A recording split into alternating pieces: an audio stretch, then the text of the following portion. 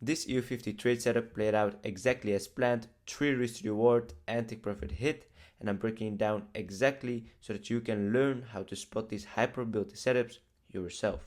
In this breakdown, I'll show you how I got this EU50 long setup that hit full take profit for a 3-to-1 risk ratio. You will see the exact setup, why I entered and how I manage risk, and some additional tips how you can improve your trading. So let's start off with the weekly time frame and explain this trade setup. So as you can see here on the weekly time frame, a big dump in towards the downside. What did this do on the weekly time frame? It grabbed liquidity underneath this low.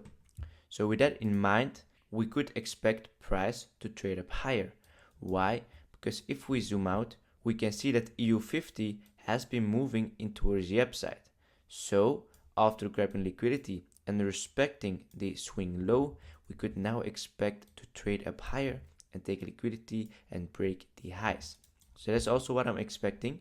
So then I go over to the daily time frame. On the daily time frame, what can you see? Well, of course, that this is also going to be my daily swing structure, and that after grabbing liquidity, we still have a lot of liquidity to grab above the highs.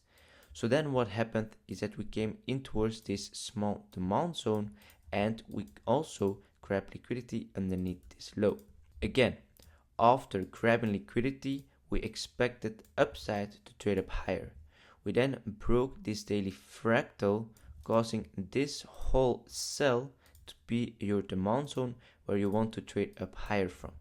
So inside this demand zone, you also have refined demand, which are these smaller demand zones where you could trade higher from. This is a demand zone where we could have traded higher from, and also this one. So after tapping in towards this demand, I want to see a reaction in order to trade up higher. So from this demand, what then happened? We got a daily fractal break in towards the upside, causing a new demand to be made, and that was my confirmation that the daily already was ready to trade up higher from this demand, and that we didn't have to trade down lower to this demand to then trade up higher. So with that confirmation, I then went over to the 4-hour, and I then went looking for some long setups. Again, on the 4-hour, it's clear that we took liquidity underneath all of these lows, that we came in towards this demand, and that we could trade up higher because of the weekly and daily time frame.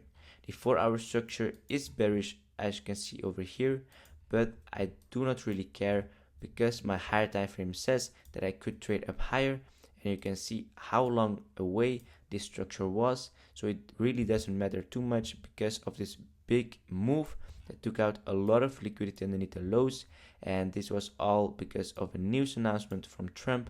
So that's why I'm not looking at the 4-hour structure, but mainly looking at the weekly and daily time frame. So what do I then do on the 4-hour? I look at the order flow and confirmation in order to take my setup. So same thing as the daily time frame, you swipe the low. So what did we have? We took liquidity and we came in towards this overall demand zone. What happened is that we got our first reaction in towards the upside. As we know, these are early sellers or early buyers in this case, because they buy as they take liquidity and tap in towards this demand. But we know this is a bad low, and as you see, we swipe that low. Then what happened is we break the 4-hour fractal, which is also the daily fractal as well. And then from here, we then create this strong low. Because if you swipe early buyers or sellers, then a fractal break, you then will have a strong low, which is for me pointed out as a yes. After this, we know that that is a strong low, and that this is your demand zone where we want to trade up higher from. So from this demand, we want to trade up higher. So what are we going to do? Inside this demand, we will go over to the lower time frame to check if we can find any trade entry. I then go over to the 1-hour time frame to look if there is any possible point of interest I want to trade up higher from. So what do I know? This is going to be my strong low, and this is also a refined demand inside that bigger 4-hour demand zone where I want to trade up higher from. So again, the same thing I am looking for on the lower time frame. the strong low. So what happened after tapping this demand zone? We get our first reaction, which again are early buyers. So what is this, or how am I going to point this out? By a no.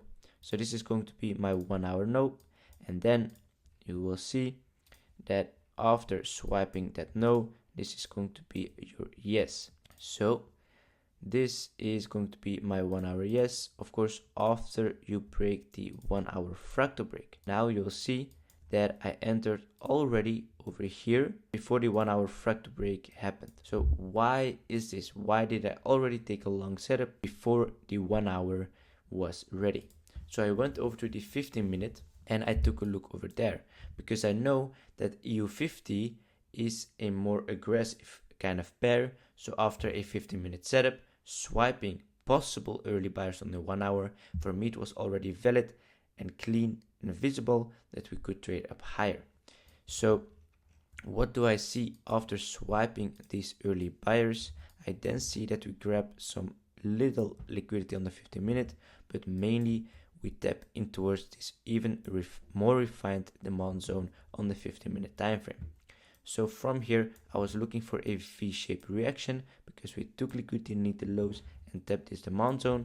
We already got a strong low and we swiped early buyers. So this could have been our strong low where we could trade up higher from. After this 15-minute fractal break right at this point, we then created a demand zone right over here where I placed my entry on top, stop loss underneath, trading up higher for a 3-to-1 ratio. So again, after this fractal, we were over here. I then placed my entry, my stop loss underneath the strong low on the 15-minute, and then trading for a 3 risk reward. I can trade all the way up higher until all of the highs. Mainly I would target this high because from here you could see a reaction as we did, but for the rest we could trade up higher as long as we want. So we could even have this as our setup, right? But that's up to you. I want to go for my 3 risk reward to keep it safe, to take my profits and not be too greedy to take more profits. So this was the setup. How did I manage risk? I just placed my entry, my stop loss and my take profit beforehand together with this analysis. And what did I do next? Nothing. I just chilled. I waited for either my stop loss or my take profit to get hit, and that was it. I do not manage my risk. I do not change my take profit or my stop loss. I just keep it the same as I had before. Why? Because during the trade, emotions could come up and I could make bad decisions. So if I made the decision before I'm in the trade, before there are any emotions involved, that's when I make the best decisions and where I feel the most comfortable after my trade, even if it hit stop loss. So I hope you learned a lot and thank you for watching this breakdown. See you in the next one. Ciao.